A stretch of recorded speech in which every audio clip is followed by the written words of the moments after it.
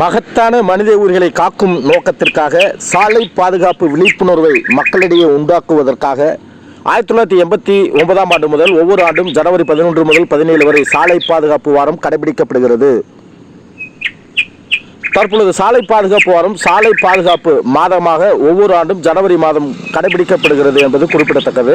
இந்தியாவில் ஏற்படும் சாலை விபத்துகளில் உத்தரப்பிரதேச மாநிலம் முதலிடத்திலும், தமிழ்நாடு 2வது இடத்திலும், மகாராஷ்டிரா மாநிலம் 3வது இடத்திலும் இருப்பதாக ஆய்வு கூறுகிறது. எனவே சாலை காப்போம். அலட்சியம் தவிர ஆபத்தை உணர்ந்து கொள், இடைஞ்சலை உண்டாக்காதே, ஈரமான பாதையில் கவனம் கொள், உஷாராக வண்டியை ஓட்டு, ஊரோடு சேர்ந்து போ,